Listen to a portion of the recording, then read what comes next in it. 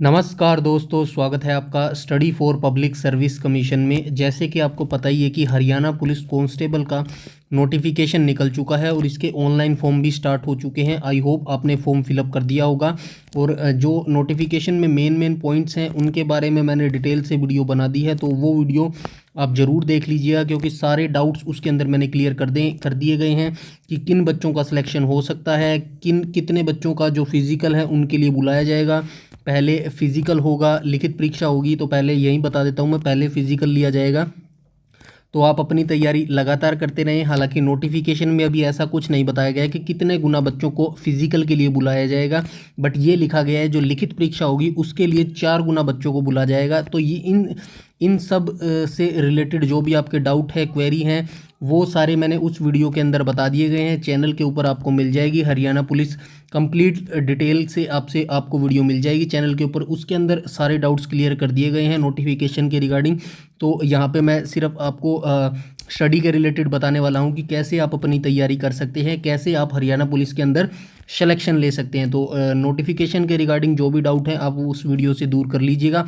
फिर भी अगर आपको कोई डाउट है, क्वेरी है, तो इस वीडियो के डिस्क्रिप्शन में मैं आपको फेसबुक पेज का, प्रोफाइल का जो फेसबुक पेज होती है हमारी study for public service commission का जो पेज है, फेसबुक पेज है, उसका लिंक मैं इसके वीडियो के डिस्क्रिप्शन में डाल दूंगा। वहाँ से आप डायरेक्ट हमसे चैट कर सकते हैं, बात कर सकते हैं। जो भी आपका डाउट है वहाँ पे विदिन 1 आवर आपका सोल्व कर दिया जाएगा। आपको जो भी गाइडेंस है वो प्रॉपर दे दी जाएगी। तो अब बात कर लेते हैं सिलेक्शन की तैयारी। तो इसमें तकरीबन 5 से 6 सब्जेक्ट बताए गए हैं हरियाणा पुलिस कांस्टेबल के लिए।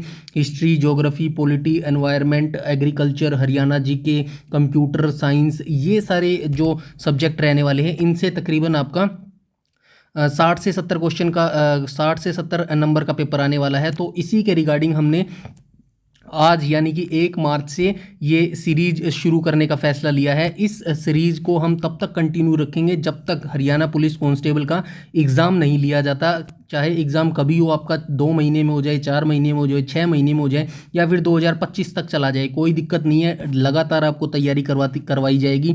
बस आपको इतना सा करना है, डेडिकेटेड और हार्ड वर्क तरीके से जो भी हम सीरीज़ देंगे इसको फॉलो करना है, इसको आपको सोल्व करना है। डेली आपको एक वीडियो दी जाएगी, रात के 8 बजे डेली ये वीडियो आ जाएगी और आपको इन सीरीज को फॉलो करना है। तकरीबन हम आपको history, geography, polity, environment, agriculture GK, computer science, Haryana GK, इन सभी के मिलाकर तकरीबन लगभग 5000 क्वेश्चन हम आपको देंगे यहाँ पे।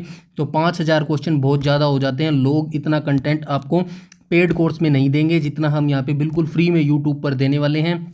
इसके बाद हम क्या देने वाले हैं, 5000 क्वेश्चन तो हम आपको यहाँ पे करवाएंगे सोल्व। उसके बाद जैसे ही लिखित परीक्षा की आपकी जो एग्ज़ाम डेट है वो निर्धारित कर दी जाएगी, तब आपसे हम लास्ट 5 ईयर के जो प्रीवियस ईयर क्वेश्चन पेपर हैं वो भी हम यहाँ पे देंगे। तो लगभग 5 साल के क्वेश्चन पेपर लगा लीजिएगा, वो भी तकरीबन 3 से 4000 क्वेश्चन वो हो जाएंगे। तो लगभग आप देख लीजिएगा 8 से 9000 आपको क्वेश्चन मिलने वाले हैं। तो 8 से 9000 अगर आप ये क्वेश्चन की प्रिपरेशन कर लेते हैं अच्छे से, डेडिकेशन से और हार्ड वर्क से कर लेते हैं, तो डेफिनेटली हरियाणा पुलिस में लगने का जो आपका सपना है वो पूरा हो सकता है। इस भर्ती के अंदर सभी बच्चों को 3 साल की इसके अंदर छूट दी गई है, चाहे वो जनरल कैटेगरी का हो या किसी भी कैटेगरी का हो।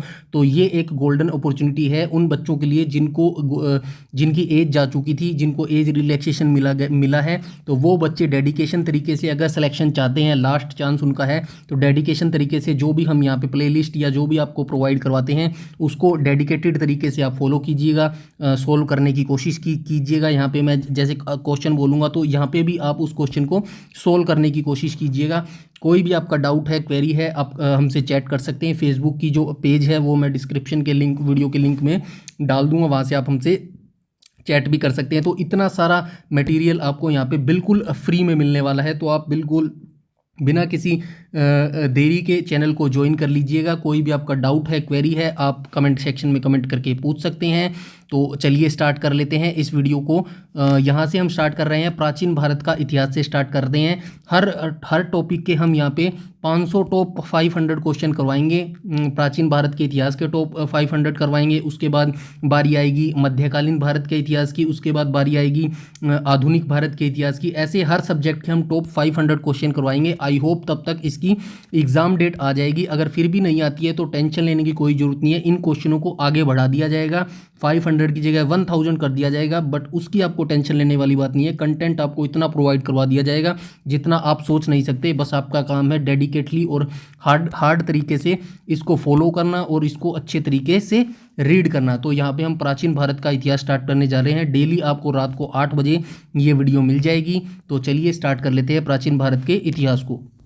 तो यहाँ पे देख लीजिएगा, पहले क्वेश्चन में कहा गया है जिस काल का कोई साक्ष्य नहीं मिलता उसे क्या कहते हैं। तो यहाँ पे पहला क्वेश्चन ये है, मैं थोड़ा सा रीड करूँगा, मैं आंसर बोलूँगा, उसके बाद 2 या 5 सेकंड मैं आपको दूंगा। आप चाहे तो यहाँ पे भी क्वेश्चन अटैम्प्ट करके कमेंट बॉक्स में इसका आंसर बता सकते हैं। तो आइए हम देख लेते हैं। पहले क्वेश्चन का जो ऑप्शन है दिए गए हैं, प्राग ऐतिहासिक काल, आद्य ऐतिहासिक काल, ऐतिहासिक काल या फिर इनमें से कोई नहीं। जो क्वेश्चन फर्स्ट का राइट ऑप्शन हो जाएगा ऑप्शन नंबर ए। तो इसको कहा जाता है प्राग ऐतिहासिक काल। जिस काल का कोई साक्ष्य नहीं होता उसे कहा जाता है प्राग ऐतिहासिक काल। तो प्राग ऐतिहासिक काल के बारे में थोड़ा सा जान लेते हैं। यहाँ पे जो प्राग ऐतिहासिक काल था, जिसकी जानकारी, जो प्राग ऐतिहासिक काल होता है उसकी जानकारी पुरातात्विक स्रोत से नहीं हो सकती। जो मतलब इनका कोई स्रोत नहीं होता प्राग ऐतिहासिक काल का, और इस समय के इतिहास की जो जानकारी होती है वो लिखित रूप में प्राप्त नहीं हुई है हमें। मतलब प्राग ऐतिहासिक काल की कोई भी जानकारी लिखित में प्राप्त नहीं है। प्राग ऐतिहासिक काल को किस नाम से अन्य जाना जा सकता है, ये भी क्वेश्चन बन सकता है। तो प्राग ऐतिहासिक काल को प्रस्तर युग, यहाँ पे मैं लिख लेता हूँ, जो होता है प्रस्तर युग के नाम से भी जाना जाता है प्राग ऐतिहासिक काल को। और जो प्राग ऐतिहासिक काल है, अब मैं एक क्वेश्चन पूछता हूं जिसका आंसर आपको कमेंट बॉक्स में करना है। प्राग ऐतिहासिक काल का अर्थ क्या होता है, यह आप मुझे कमेंट करके बताएंगे। अगर आपको नहीं पता चलता है तो आप कमेंट सेक्शन में पूछ लीजिएगा कि सर बताइए प्राग ऐतिहासिक काल का अर्थ क्या होता है। तो मैं कमेंट सेक्शन में वहाँ पर पिन कर दूंगा कमेंट को, तो वहाँ पर आपको पता लग जाएगा। बाकी आप इसका आंसर हमें बताएंगे। Right option question number first का हो जाएगा ऑप्शन नंबर ए। नेक्स्ट आ जाएंगे हम क्वेश्चन नंबर 2 पर। तो क्वेश्चन नंबर 2 में कहा गया है कि जिस काल का लिखित साक्ष्य मिलता है उसे क्या कहते हैं। तो ऑप्शन नंबर फर्स्ट देख लीजिएगा, प्राग ऐतिहासिक काल, आद्य ऐतिहासिक काल, ऐतिहासिक काल या फिर नवपाषाण काल। तो क्वेश्चन नंबर 2 का राइट ऑप्शन हो जाएगा ऑप्शन नंबर सी। तो इस काल को कहते हैं ऐतिहासिक काल। तो जिस काल का लिखित साक्ष्य मिल जाता है, जिसके हमें लिखित साक्ष्य मिल जाते हैं, जिसे हम पढ़ भी सकते हैं, उसे कहा जाता है ऐतिहासिक काल। तो क्वेश्चन नंबर 2 का राइट ऑप्शन हो जाएगा ऑप्शन नंबर सी। नेक्स्ट आ जाएंगे हम क्वेश्चन नंबर 3 पर। तो क्वेश्चन नंबर 3 में देख लेते क्या कहा गया है, सिंधु घाटी सभ्यता एवं वैदिक सभ्यता किस काल के अंतर्गत आती है, ये पूछा गया है। तो ये आद्य ऐतिहासिक काल के अंतर्गत आती है, नवपाषाण काल के अंतर्गत आती है, प्राग ऐतिहासिक काल के अंतर्गत आती है या फिर इनमें से कोई नहीं। तो क्वेश्चन नंबर 3 का राइट ऑप्शन हो जाएगा ऑप्शन नंबर सी। ये प्राग ऐतिहासिक काल के अंतर्गत आती है, जिसका जिक्र हमने अभी पहले क्वेश्चन में किया है। संपूर्ण तरीके से हमने उसके बारे में जान लिया है प्राग ऐतिहासिक काल में। तो हम नेक्स्ट 4th क्वेश्चन पर आ जाएंगे। इसके बाद हम आ जाएंगे क्वेश्चन नंबर 4th पर। तो क्वेश्चन नंबर 4th में कहा गया है कि सर्वप्रथम भारत में पाषाणकालीन सभ्यता का अनुसंधान कब किया गया था या फिर कब हुआ था। तो 1865 में हुआ था, 1872 में हुआ था, 1851 में हुआ था या फिर 1863 में हुआ था। तो क्वेश्चन नंबर 4th का राइट ऑप्शन हो जाएगा ऑप्शन नंबर डी। तो भारत में पाषाणकालीन सभ्यता का अनुसंधान कब प्रारंभ हुआ था, ये हुआ था 1863 में। तो आइए इसके बारे में थोड़ा सा जानकारी ले लेते हैं। सबसे पहले जो ब्रूस फूट नामक वैज्ञानिक थे, भूवैज्ञानिक थे, इन्होंने मद्रास के निकट पल्लवरम नामक स्थान पर पूरा पाषाण काल का एक जो पाषाण निर्मित औजार था वो प्राप्त किया था। तो ये आप थोड़ा सा नॉलेज में रखिएगा कि जो 1863 में किस व्यक्ति ने ये शुरुआत की थी। जो रॉबर्ट ब्रूसफुट नाम के आदमी थे, जो भूवैज्ञानिक थे, उन्होंने मद्रास के निकट पल्लवरम नामक स्थान है एक, वहाँ पे ये जो एक पूरा पाषाण काल का एक पाषाण निर्मित औजार जो होता है वो प्राप्त किया था। ये इतनी जानकारी आप थोड़ा सा रिमाइंड रखिएगा। नेक्स्ट आ जाएंगे हम क्वेश्चन नंबर 5 पर। यहाँ पे ये देख लीजिएगा, क्वेश्चन नंबर 5 में कहा गया है कि संपूर्ण पाषाण युगीन संस्कृति को कितने चरणों में विभाजित किया गया है। तो आइए देख लेते हैं। 4 चरणों में विभाजित किया गया है, 5 चरणों में विभाजित किया गया है, 3 चरणों में विभाजित किया गया है या फिर 2 चरणों में विभाजित किया गया है। तो क्वेश्चन नंबर 5 का राइट ऑप्शन हो जाएगा ऑप्शन नंबर सी। तो संपूर्ण पाषाण युगीन संस्कृति को 3 चरणों में विभाजित किया गया है। तो कौन से 3 चरण में विभाजित किया गया, मैं बता देता हूँ। पहला जो विभाजित किया गया है पूरा पाषाण काल, दूसरा मध्य पाषाण काल, और जो तीसरा है नव पाषाण काल में इन संपूर्ण पाषाण युगीन संस्कृति को विभाजित किया गया है। आइए क्वेश्चन नंबर 6 पर चलते हैं। यहाँ पे देख लीजिएगा, क्वेश्चन नंबर 6 में कहा गया है सर्वप्रथम हैंड एक्स संस्कृति के उपकरण कहाँ से प्राप्त किए गए। तो आइए देख लेते हैं ऑप्शन। लोथल से प्राप्त किए गए, कालीबंगा से प्राप्त किए गए, मांडा से प्राप्त किए गए, या फिर अतीरी पक्कम से प्राप्त किए गए। तो क्वेश्चन नंबर 6 का राइट ऑप्शन हो जाएगा ऑप्शन नंबर डी।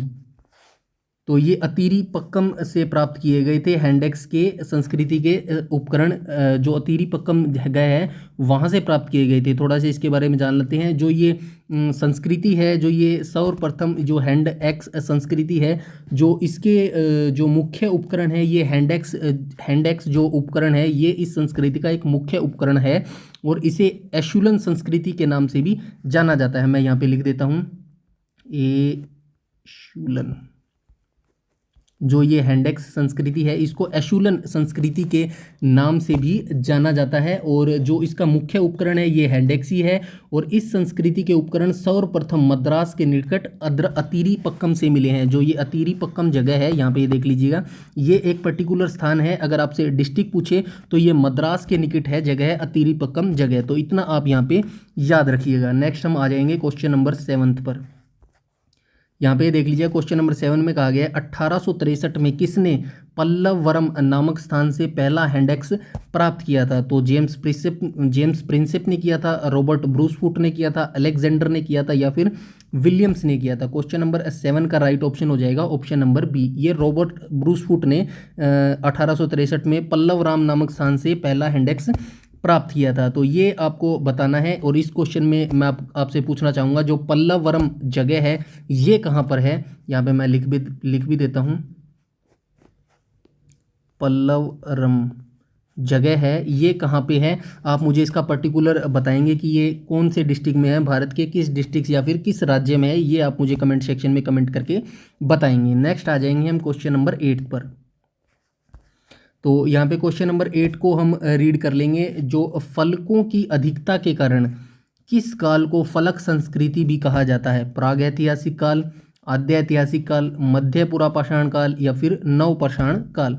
तो क्वेश्चन नंबर 8 का राइट ऑप्शन हो जाएगा ऑप्शन नंबर सी। मध्य पुरापाषाण काल को ये फलक संस्कृति भी कहा जाता है। तो इसके बारे में थोड़ा सा जान लेते हैं। सबसे पहले जो एच.डी. संकालिया नाम के व्यक्ति थे, इन्होंने इसे फलक संस्कृति कहा था। और जो ये जो एच.डी. संकालिया थे, इनके द्वारा ये जो फलकों की अधिकता के कारण मध्य पुरापाषाण काल को फलक संस्कृति भी कहा जाता है। तो इतनी यहाँ पे आपको नॉलेज, यहाँ पे जो इन्फॉर्मेशन है वो याद रखनी है। नेक्स्ट आ जाएंगे हम क्वेश्चन नंबर 9 पर।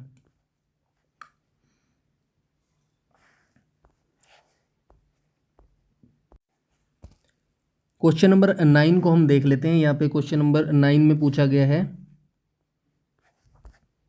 क्वेश्चन नंबर 9 में कहा गया है भारत में मध्य पाषाण काल के विषय में जानकारी सर्वप्रथम कब प्राप्त हुई।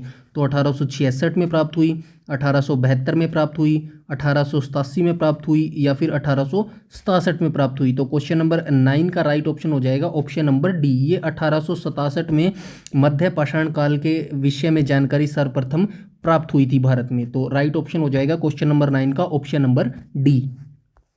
नेक्स्ट आ जाएंगे हम क्वेश्चन नंबर 10 पर। इसमें टोटल 25 क्वेश्चन करेंगे पर डे। हम आपको 25 क्वेश्चन करवाए जाएंगे, और ये जब तक जारी रखी जाएगी सीरीज, जब तक आपका हरियाणा पुलिस कांस्टेबल का लिखित परीक्षा नहीं हो जाती। तो यू डोंट वरी, सारा मटेरियल आपको यहीं मिलने वाला है बिल्कुल फ्री में। बस आपको इस सीरीज को देखना है और अटेम्प्ट करने की कोशिश करना है क्वेश्चनों को।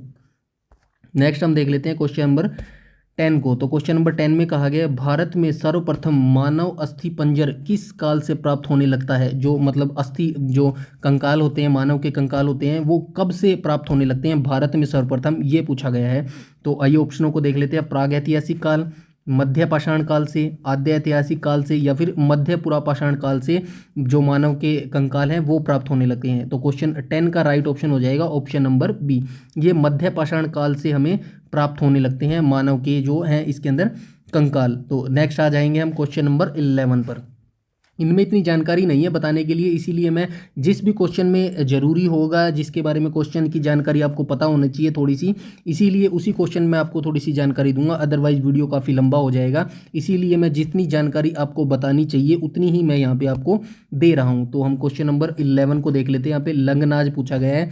जो लंगनाज पुरातत्व स्थल है वो कहाँ पर स्थित है, ये पूछा गया है। तो आइए देख लेते हैं ऑप्शन। राजस्थान में अवस्थित है, कश्मीर में अवस्थित है, गुजरात में अवस्थित है, या फिर महाराष्ट्र में अवस्थित है। तो क्वेश्चन नंबर 11 का राइट ऑप्शन हो जाएगा ऑप्शन नंबर सी। जो लंगनाज पुरातत्व स्थल है ये हमारे भारत के गुजरात राज्य में अवस्थित है। तो राइट ऑप्शन हो जाएगा क्वेश्चन नंबर 11 का ऑप्शन नंबर सी। नेक्स्ट आ जाएंगे हम क्वेश्चन नंबर 12 पर। तो क्वेश्चन नंबर 12 में हमसे कहा गया है कि मध्य पाषाण कालीन जो महदहा पुरास्थल जगह है वो कहाँ पर अवस्थित है। महदहा एक जगह है, पुरास्थल स्थल है महदहा। तो ये मध्य पाषाण कालीन से संबंधित है और ये भारत में कहाँ पर अवस्थित है, ये पूछा गया है। तो आइए ऑप्शनों को देख लेते हैं। लंगनाज गुजरात में अवस्थित है, मांडा जम्मू कश्मीर में अवस्थित है, प्रतापगढ़ उत्तर प्रदेश में अवस्थित है, या फिर ऑप्शन डी देख लेते हैं, दायमाबाद महाराष्ट्र में अवस्थित है। तो क्वेश्चन नंबर 12 का राइट ऑप्शन हो जाएगा ऑप्शन नंबर सी। तो ये जो मध्य पाषाणकालीन जगह है महदहा, ये कहाँ पर अवस्थित है, ये उत्तर प्रदेश के प्रतापगढ़ जिले में अवस्थित है ये महदहा पुरातत्व स्थल। तो क्वेश्चन नंबर 12 का राइट ऑप्शन हो जाएगा ऑप्शन नंबर सी। नेक्स्ट आ जाएंगे हम क्वेश्चन नंबर 13 को यहाँ पे देख लेंगे। क्वेश्चन नंबर 13 में कहा गया पुरातत्व विमर्श पुस्तक है जो ये किसके द्वारा लिखी गई है। एक पुरातत्व पुस्तक है जिससे हमें पुरातत्व के बारे में जानकारी मिलती है, मतलब भारत के जो ये एंशंट चीज़ें होती हैं इनके बारे में पता चलते हैं, और ये पुस्तक का नाम है विमर्श। तो इसकी जो लिखित जो इसके राइटर हैं वो कौन है या किसके द्वारा ये लिखी गई है, ऑप्शनों को देख लेते हैं। क्या ये स्मिथ के द्वारा लिखी गई है, डॉक्टर जयनारायण पांडे के द्वारा लिखी गई है, वीके सिंह के द्वारा लिखी गई है, या फिर जेपी नारायण के द्वारा लिखी गई। तो क्वेश्चन नंबर 13 का राइट ऑप्शन हो जाएगा ऑप्शन नंबर बी, ये डॉक्टर जयनारायण पांडे के द्वारा लिखी गई है। तो क्वेश्चन नंबर 13 का राइट ऑप्शन हो जाएगा ऑप्शन नंबर बी। नेक्स्ट आ जाएंगे हम क्वेश्चन नंबर 14 को यहाँ पे देख लेंगे। क्वेश्चन नंबर 14 में कहा गया है पशुपालन का प्रारंभ किस काल से माना जाता है। जो पशुपालन के साक्ष्य हमें मिलते हैं वो किस काल से माने जाते हैं कि हमें पता चले कि पशुपालन था वो उस काल से शुरू हो गया था। तो आइए देख लेते हैं, प्रागैतिहासिक काल से, आद्य ऐतिहासिक काल से, मध्य पाषाण काल से, या फिर नव पाषाण काल से। तो क्वेश्चन नंबर 14 का राइट ऑप्शन हो जाएगा ऑप्शन नंबर सी, ये मध्य पाषाण काल से प्रारंभ हो गया था पशुपालन का। जो पशु पालने की जो थी, लोग पशु पालने लग गए थे, वो कब से पालने लग गए थे, मध्य पाषाण काल से पालने लग गए थे। तो क्वेश्चन नंबर 14 का राइट ऑप्शन हो जाएगा ऑप्शन नंबर सी। नेक्स्ट आ जाएंगे हम क्वेश्चन नंबर 15 को यहाँ पे देख लेंगे। तो क्वेश्चन नंबर 15 में कहा गया है पशुपालन के साक्ष्य सर्वप्रथम भारत में कहाँ से प्राप्त हुए हैं। तो जो भारत में सर्वप्रथम जो ऐसी जानकारी है कि भारत में पशुपालन कब से शुरू हुआ है, तो ये कहाँ से प्राप्त हुए हैं, जो इसके पुरातत्व जो जानकारी है वो हमें कहाँ से प्राप्त हुए हैं। आइए ऑप्शनों को देख लेते हैं। आदमगढ़ होशंगाबाद मध्य प्रदेश से पता चलते हैं, खेतड़ी राजस्थान से प्राप्त हुए हैं, लंगनाज गुजरात से प्राप्त हुए हैं, या फिर सभी से प्राप्त हुए हैं। तो क्वेश्चन नंबर 15 का राइट ऑप्शन हो जाएगा ऑप्शन नंबर ए, ये आदमगढ़ कोई जगह है मध्य प्रदेश होशंगाबाद में, वहाँ से हमें सर्वप्रथम साक्ष्य मिले थे कि पशुपालन के साक्ष्य मिले थे भारत में सर्वप्रथम आदमगढ़ होशंगाबाद मध्य प्रदेश से। तो आइए इसके बारे में थोड़ा सा जान लेते हैं। जो आदमगढ़ होशंगाबाद और एक और ऐसी जगह है जहाँ से ये साक्ष्य मिले हमें, और जो दूसरी जगह है उसका नाम है बागोर, राजस्थान के भीलवाड़ा एक जगह है, राजस्थान का जो डिस्ट्रिक्ट है भीलवाड़ा, वहाँ पे उसके निकट एक बागोर जगह है, वहाँ से भी हमें पशुपालन के साक्ष्य मिले हैं। तो ये दो जगह आप याद रखिएगा, पहला तो ये आदमगढ़ होशंगाबाद मध्य प्रदेश के अंदर, और जो दूसरा है वो याद रखिएगा जो राजस्थान का भीलवाड़ा डिस्ट्रिक्ट है वहाँ पे एक जगह है बागोर, वहाँ से भी हमें पशुपालन के साक्ष्य मिले हैं। तो ये दोनों ऑप्शन अगर आपको दिख जाते हैं तो आप इन्हीं को टिक कीजिएगा, आप इतना याद रखिएगा। नेक्स्ट हम देख लेते हैं क्वेश्चन नंबर 16 पर आ जाएंगे। यहाँ पे देख लीजिएगा क्वेश्चन नंबर 16। तो क्वेश्चन नंबर 16 में कहा गया भीमबेटका जो गुफाएं हैं प्राग ऐतिहासिक काल शैल चित्रकला का सर्वश्रेष्ठ उदाहरण है, यह भारत में कहाँ अवस्थित है। तो ये पूछा गया है, भीमबेटका गुफाएं काफ़ी सर्वश्रेष्ठ चित्रकला का उदाहरण है, प्राग ऐतिहासिक काल की ये चित्रकलाओं से संबंधित है। तो ये भारत में कहाँ पर अवस्थित है, आइए ऑप्शनों को देख लेते हैं। मध्य प्रदेश के रायसेन जिले में अवस्थित हैं, प्रतापगढ़ उत्तर प्रदेश में अवस्थित हैं, औरंगाबाद महाराष्ट्र में अवस्थित हैं, या फिर इनमें से कोई नहीं। तो क्वेश्चन नंबर 16 का राइट ऑप्शन हो जाएगा ऑप्शन नंबर ए। जो मध्य प्रदेश का रायसेन जिला है वहाँ पर ये भीमबेटका जो शैल चित्रकला है वहाँ यहाँ पर अवस्थित है, मध्य प्रदेश के रायसेन जिले में। तो क्वेश्चन नंबर 16 का राइट ऑप्शन हो जाएगा ऑप्शन नंबर ए। नेक्स्ट आ जाएंगे हम क्वेश्चन नंबर 17 पर। यहाँ पे देख लीजिएगा, क्वेश्चन नंबर 17 में कहा गया है सर्वप्रथम खाद्यान्नों का उत्पादन किस काल से प्रारंभ हुआ। तो मतलब किस काल से हमें जानकारी मिलती है कि सर्वप्रथम खाद्यान्न जैसे गेहूं हो गया, चावल हो गया, उसका उत्पादन शुरू हो गया था। तो आइए ऑप्शन को देख लेते हैं। मध्य पाषाण काल था, नवपाषाण काल था, प्राग ऐतिहासिक काल था, या फिर आद्य ऐतिहासिक काल था। तो क्वेश्चन नंबर 17 का राइट ऑप्शन हो जाएगा ऑप्शन नंबर बी। ये नवपाषाण काल से हमें पता चलता है कि खाद्यान्नों का उत्पादन शुरू हो गया था नवपाषाण काल से। तो क्वेश्चन नंबर 17 का राइट ऑप्शन हो जाएगा ऑप्शन नंबर बी। नेक्स्ट आ जाएंगे हम क्वेश्चन नंबर 18 पर।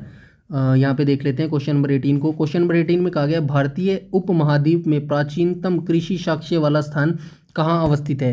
तो ये कहाँ अवस्थित है इसको भी देख लेते हैं। खेतड़ी राजस्थान में अवस्थित है, लंगनाज गुजरात में अवस्थित है, उत्तर प्रदेश का संत कबीर नगर जिला है, या फिर मध्य प्रदेश का रायसेन जिला है। जो भारतीय उपमहाद्वीप है उसमें प्राचीनतम कृषि वाला साक्ष्य, मतलब किससे पता चलता है कि कहाँ के साक्ष्य से पता चलता है कि प्राचीनतम कृषि वाला साक्ष्य यहाँ से प्राप्त हुए हैं। तो ये हुए हैं, क्वेश्चन नंबर 18 का राइट ऑप्शन हो जाएगा ऑप्शन नंबर सी।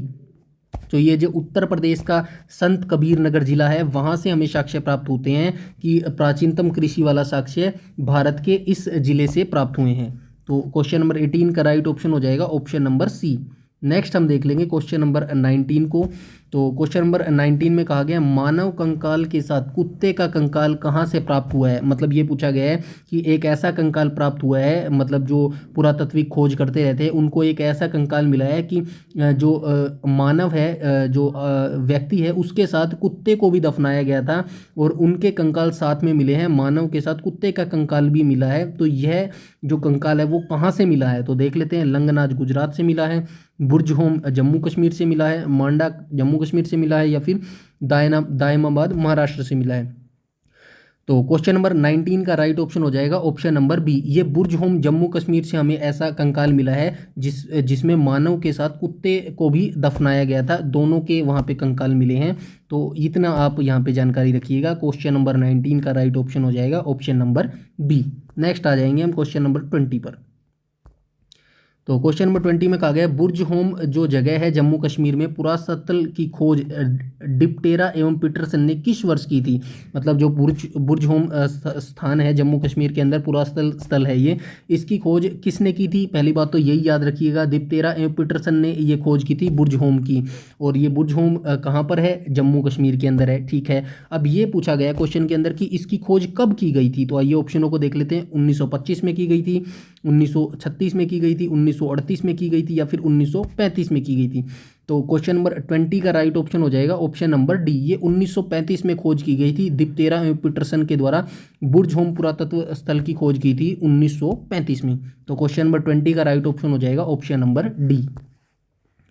नेक्स्ट आ जाएंगे हम क्वेश्चन नंबर 21 को। ये क्वेश्चन नंबर 21 को यहाँ पे देख लेते हैं। इसमें कहा गया है गुफर गफर काल, यहाँ पे ऊ लगा लीजिएगा थोड़ा सा, गुफर काल हो जाएगा। गुफर काल कश्मीर में स्थित नवपाषाण स्थल है। तो इतना आपको पहले यहाँ पे जानकारी मिल गई। जो गुफर काल पुरातत्व स्थल है वो जम्मू कश्मीर के अंदर स्थित है और ये नवपाषाण काल से संबंधित है। जो गुफर काल है, यहाँ पे भी लिख लीजिएगा, थोड़ी सी ये टाइपिंग मिस्टेक है। गुफर काल का अर्थ क्या होता है, तो यहाँ पे ये पूछा गया है कुम्हार की गुहा, संतों की गुफा, आदिमानवों की गुफा, या फिर चित्रकला की गुफा। तो राइट ऑप्शन हो जाएगा ऑप्शन नंबर ए।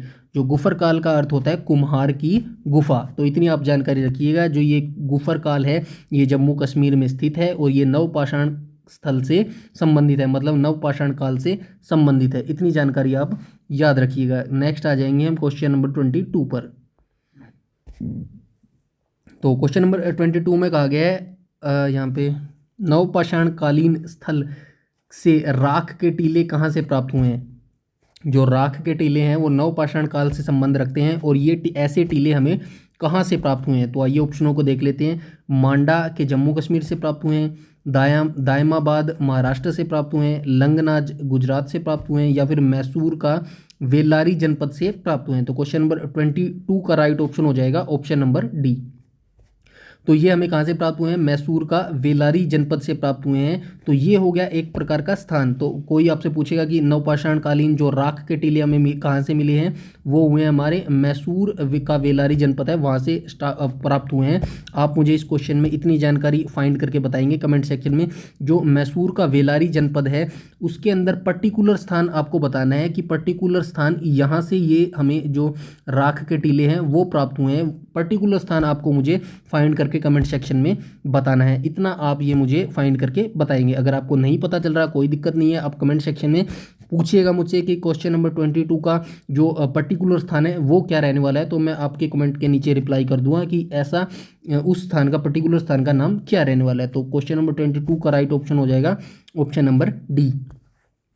नेक्स्ट आ जाएंगे हम क्वेश्चन नंबर 23 पर। तो क्वेश्चन नंबर 23 में कहा गया है आग का उपयोग किस काल की महत्वपूर्ण उपलब्धि था? तो ये किस काल की महत्वपूर्ण उपलब्धि था? क्या नवपाषाण काल में आग का उपयोग होने लगा था, मध्यपाषाण काल में आग का उपयोग होने लगा था, प्राग ऐतिहासिक काल में होने लगा था, या फिर आद्य ऐतिहासिक काल में होने लगा था? क्वेश्चन नंबर 23 का राइट ऑप्शन हो जाएगा ऑप्शन नंबर ए। जो नवपाषाण काल हुआ था सबसे तीसरा काल था ये, और इस काल से जो आग का उपयोग था, आग की खोज कर ली गई थी आदि मानवों के द्वारा। तो नवपाषाण काल से संबंधित है, आग का उपयोग किस काल से संबंधित है ऐसा आपसे पूछा जाएगा। तो नवपाषाण काल आप इसका आंसर देंगे। क्वेश्चन नंबर 23 का राइट ऑप्शन हो जाएगा ऑप्शन नंबर ए। नेक्स्ट आ जाएंगे हम क्वेश्चन नंबर 24 पर। तो क्वेश्चन नंबर 24 में आइए देख लेते हैं। धातुओं के बारे में यहाँ पे जिक्र किया गया है। धातुओं में सबसे पहले किसका प्रयोग हुआ था? तो काफ़ी इजी क्वेश्चन है, आपको आई होप आता भी होगा। तो कौन सी धातु का सबसे पहले मानव के द्वारा प्रयोग किया गया था? क्या सोने का प्रयोग किया गया था, लोहे का प्रयोग किया गया था, तांबे का प्रयोग किया गया था, या फिर इनमें से किसी का प्रयोग नहीं किया गया? तो क्वेश्चन नंबर 24 का राइट ऑप्शन हो जाएगा ऑप्शन नंबर सी। तो सबसे पहले धातुओं में तांबे का प्रयोग किया गया था आदि मानवों के द्वारा। थोड़ा सा इसके बारे में जानने की कोशिश करते हैं। सबसे पहले धातु में तांबे का उपयोग हुआ था, इतना आपको पता चल गया। इस चरण में पत्थर एवं तांबे के उपकरण का उपयोग साथ साथ जारी रहा था। मतलब जो ये धातु नवपाषाण काल से माफ़ कीजिएगा, नवपाषाण काल से मैं कह रहा हूँ, धातुओं का जो प्रयोग स्टार्ट हुआ था, साथ साथ में जो ये धातु था उसके साथ पत्थर भी बांध कर शिकार करते थे। जो आदिमानव लोग होते थे, जो धातु होती जैसे तांबा होता था, तांबे से पत्थर को बांध लेते थे किसी लकड़ी के ऊपर। तो इन दोनों का प्रयोग साथ साथ होता था, और इसीलिए इन दोनों जो तांबे का और पत्थर का प्रयोग साथ साथ होता था, इसी कारण इसे ताम्रपाषाणिक संस्कृति भी कहते थे, या फिर इसी कारण इस संस्कृति को ताम्रपाषाणिक संस्कृति कहा जाता है। और आप मुझे इस कमेंट सेक्शन में बताएंगे जो ये ताम्रपाषाणिक है, यहाँ पे मैं लिख देता हूँ, यहाँ पे ये देख लीजिएगा, ताम्रपाषाणिक संस्कृति का अर्थ क्या होता है, ये आप मुझे बताएंगे। ताम्रपाषाणिक संस्कृति का अर्थ क्या होता है? बाकी अगर आपको नहीं पता तो कोई डरने या घबराने की जरूरत नहीं है, आप मुझे कमेंट सेक्शन में बताइएगा, मैं वहाँ पे आपको इसका आंसर पिन कर दूंगा। तो इतना आप मुझे फाइंड करके बताएंगे कि ताम्रपाषाणिक का अर्थ क्या होता है। तो क्वेश्चन नंबर 24 का राइट ऑप्शन हो जाएगा ऑप्शन नंबर सी। नेक्स्ट हम देख लेंगे क्वेश्चन नंबर 25। इसमें कहा गया है आहड़ एवं गिलुंड पुरातत्व स्थल कहाँ पर अवस्थित है? तो ये पूछा गया आहड़ एवं गिलुंड पुरास्थल कहाँ पर अवस्थित है। तो आइए इसके ऑप्शन देख लेते हैं। यहाँ पे देख लीजिएगा, पूर्वी राजस्थान में अवस्थित है, पश्चिमी राजस्थान में अवस्थित है, दक्षिणी पश्चिमी राजस्थान में अवस्थित है, या फिर दक्षिणी पूर्वी राजस्थान में अवस्थित है। तो क्वेश्चन नंबर 25 का राइट ऑप्शन हो जाएगा ऑप्शन नंबर डी, ये दक्षिणी पूर्वी राजस्थान में अवस्थित है। तो ये 25 क्वेश्चन थे जो करवा दिए गए हैं एंशिएंट हिस्ट्री के। हरियाणा जीके भी बहुत जल्दी हम शुरू करने वाले हैं, कंटेंट अभी तैयार किया जा रहा है। तो आप आज से हमने 1 मार्च से ये सीरीज स्टार्ट कर दी है। हरियाणा पुलिस कांस्टेबल के लिए डेडिकेशन ये क्लास करवाई जा रही है। पूरा सारा सिलेबस ऑफिशियल नोटिस में जितना सिलेबस दिया गया है, जितने सब्जेक्ट दिए गए, उन सभी को यहाँ पे पूरा फ्री करवाया जाएगा। टॉप 500 हर सब्जेक्ट के यहाँ पे क्वेश्चन करवाए जाएंगे। लगभग आपको 5000 क्वेश्चन यहाँ पे करवाए जाएंगे। 5000 क्वेश्चन हम यहाँ पे आपको करवाएंगे। इसके बाद जैसे ही लिखित परीक्षा की डेट आ जाएगी तो उसके बाद आपको प्रीवियस ईयर क्वेश्चन भी करवाए जाएंगे यहाँ पे, जितने जो आज के इतिहास में प्रीवियस 5 साल के क्वेश्चन पेपर जो हरियाणा इसमें पूछे गए हैं एचएसएससी के इतिहास में, उनके सभी क्वेश्चन करवाए जाएंगे, चाहे वो किसी सब्जेक्ट से हों, Hindi, English, reasoning, math, computer science, सभी के जो क्वेश्चन होंगे वो यहाँ पे करवाए जाएंगे। तकरीबन 2 से 3 हज़ार तो क्वेश्चन वो भी हो जाएंगे, तो तकरीबन ये मान के चलिए 8000 क्वेश्चन यहाँ पे आपको बिल्कुल फ्री में मिलने वाले हैं। 8000 क्वेश्चन तो मैं गारंटी दे सकता हूँ, लोग पेड ग्रुप में आपको नहीं देंगे 8000 क्वेश्चन, बट मैं यहाँ पे आपको बिल्कुल 8000 क्वेश्चन फ्री में देने वाला हूँ। बस आपको इतना सा काम करना है, इतनी जितना भी मटेरियल आपको दिया जाता है ये आपको डेडिकेटली तरीके से देखना है, हार्डवर्क आपको करना पड़ेगा। देखिए कुछ बच्चे कहेंगे इतना डीपली आप क्यों करवा रहे हैं कि एक एक चीज़ करवा रहे हैं, तो मैं ये कहना चाहूँगा अगर आप इतना डीपली नहीं पढ़ेंगे तो डेफिनेटली आपका सिलेक्शन हरियाणा पुलिस में नहीं हो सकता, क्योंकि जिस हिसाब से कॉम्पिटिशन बढ़ता जा रहा है, वैकेंसी घटती जा रही है, उस हिसाब से छटाई तो उनको करनी है, तो इस हिसाब से कहीं ना कहीं तो वो छटाई करेंगे, तो डेफिनेटली वो हार्ड पेपर बनवाएंगे। और उसका जीता जागता सबूत ये है कि पिछला एचएसएससी के द्वारा जो हरियाणा पुलिस का पेपर लिया गया था वो आप देख लीजिएगा। अभी एचसीएस की तो चलो कोई बात नहीं, वो तो ऑफिसर लेवल का हो गया, बट फिर भी मैं कहना चाहूँगा एचसीएस के इतिहास का अभी तक का सबसे मुश्किल पेपर अभी वो पूछा गया है, तो आप मुश्किल को लेकर ही अपनी तैयारी कीजिएगा। इसीलिए डेडिकेशन क्लास मैंने स्टार्ट किया, आप सभी बच्चों के लिए डीपली आपको करवाया जा रहा है ताकि कोई भी क्वेश्चन आपको ना छूटे। हाँ, मैं ये नहीं कहता, देखिए मैं गारंटी नहीं दे सकता किसी चीज़ की कि आप ये मेरा कंटेंट पढ़ाया हुआ जाएंगे तो आपका सिलेक्शन हो जाएगा, और मैं ऐसी गारंटी आपको देना भी नहीं चाहता। इतना कह सकता हूँ कि ये जो 8 से 10 हज़ार मैं आपको यहाँ पे क्वेश्चन कराऊंगा, इतना कॉन्फिडेंस आ जाएगा आपको एग्जाम के समय कि आप ये नहीं कहेंगे कि यार मुझे डर लग रहा है कि क्वेश्चन पेपर में कैसा आएगा क्वेश्चन पेपर। हाँ, इतनी गारंटी ले सकता हूँ, बाकी आपकी मर्जी है। आपको अच्छा लगे तो आप लाइक कीजिएगा, शेयर कीजिएगा, बस इतना आपको कहना था। रोज़ रात को 8 बजे ये सीरीज़ आपको मिल जाएगी, क्लास मिल जाएगी। आपको अच्छा लगे तो लाइक कीजिएगा, शेयर कीजिएगा, बस इतना काम आपको करना है। चैनल पर पहली बार विजिट कर रहे हैं तो चैनल को सब्सक्राइब कर लीजिएगा और बेल आइकन बटन को टैप कर लीजिएगा ताकि समय पर आपको सारी नोटिफिकेशन मिलती रहें। यूट्यूब में हमें फॉलो करते हैं तो प्लीज़ हमारा टेलीग्राम ग्रुप जरूर से जरूर ज्वाइन कर लीजिएगा। सारी नोटिफिकेशन, सारी अपडेट, सब कुछ यहाँ पर बताया जाता है। टेलीग्राम जरूर ज्वाइन कर लीजिएगा, क्योंकि यूट्यूब क्या है, कई बार नोटिफिकेशन भेजने में देरी कर देता है या नोटिफिकेशन भेजता भी नहीं है, तो उस केस में टेलीग्राम पर आपको एट ए टाइम नोटिफिकेशन मिल जाएगा। अपने दोस्तों के साथ इस वीडियो को जरूर शेयर कीजिएगा, या आपका भाई है कोई भी है जो हरियाणा पुलिस की तैयारी कर रहा है उसके साथ इस वीडियो को शेयर कीजिएगा। डेफिनेटली आपको यहाँ पे फ़ायदा मिलने वाला है, कुछ भी आपका लॉस होने वाला नहीं है। और अगर आप हमसे डायरेक्ट चैट या बात करना चाहते हैं तो वीडियो के डिस्क्रिप्शन में मैं अपना फेसबुक पेज का लिंक डाल दूंगा, वहाँ से आप हमसे बात भी कर सकते हैं, तो आप जुड़ जाइएगा हमसे। और बस इतनी सी जानकारी थी, आज से हमने ये क्लास स्टार्ट कर दी है। डेली रात को 8 बजे आपको ये क्लास मिल जाएगी। इस वीडियो में इतना ही रखते हैं, तब तक के लिए धन्यवाद।